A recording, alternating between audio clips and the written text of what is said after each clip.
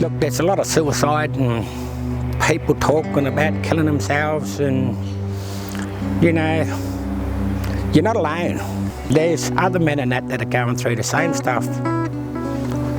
Well, I went through, and everyone else is probably struggling with in life.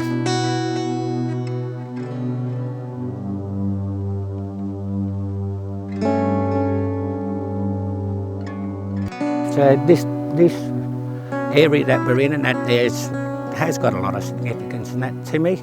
Back in the early 70s, there was a lot of Aboriginal women and that got together, and growing up was hard for them, but you know, for these women's group to get together and that to start the ball rolling and that, you know, to get the GJAC going, the East Gippsland Aboriginal Co-op, and that without that women's group and that, we probably wouldn't have that today. You can't thank enough of them. But there's been some bad memories and that there with it all too, you know, growing up around the area. When we used to be picking that, if we seen a big black car coming towards the paddocks and that, my brothers and that was told to grab hold of the bus and jump in the river and swim across the river so we didn't get taken. You know, it was part of that stolen generation and the pain and everything else that you had to go through.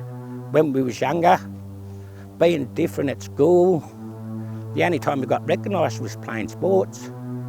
And the comments that you get from people and that walking down the streets. I grew up an angry man, a real angry man. And yes, I did look for the answers in the bottom of a stubby or a bottle or something. 6-7 days a week and that, I'd go out to the pubs and that, and I'd end up in a fight with someone. I struggled most of my life in that, their relationships, you know.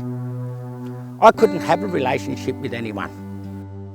The anger that I had from a young kid and that, and seeing the domestic violence and that in the house, you know, it's kind of hard to talk about the pain and the I love yous and the everything else.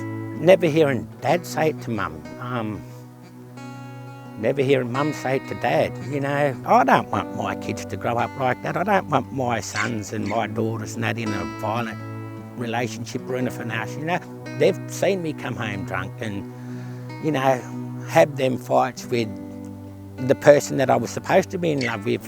I've probably led them on the wrong path and that, and now I've got a chance to turn around my life and, you know, give advice to my kids, my grandkids, other young men and that need help or something.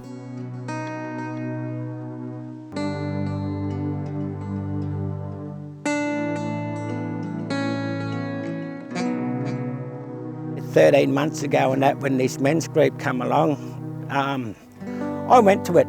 I had that open mind when I walked through the door to see how everything would work with me and that. I've had to do other men's groups and that there because of the court system and that, but I didn't like going to them. I done it because I had to for the courts. But this one, this men's group and that, I look forward to doing it every fortnight now. You're talking with other men about men's issues. I've let go of a lot of the past, a lot of hate, a lot of anger in myself. I hear and I see now what I want. Always say to my kids that I love you. Hearing those words at the end of that conversation and that just, well, it makes me happy, makes me proud.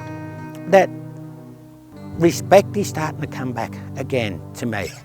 The big change in that is that acceptance, taking responsibilities for your actions. Before I went on that camp,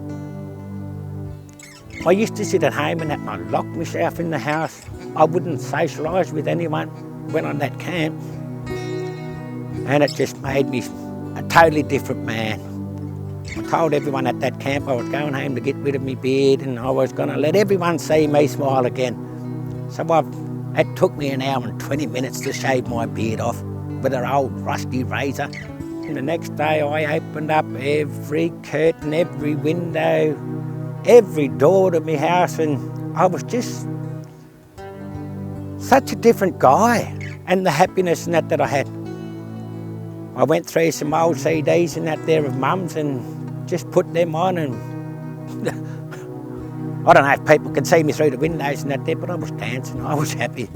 The blinds and that are always open and that now. It just changed to me. I'm me. I'm Albert Baxter. I want to be that proud gun-eye can, I'm an hero. You're the man. And I want everyone to see that smile and that on my face.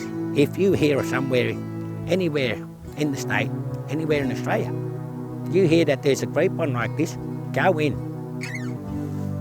You know, there's other guys that are going through the same thing. You don't have to hide from it for the rest of your life. And get yourself back to being a proud Aboriginal man.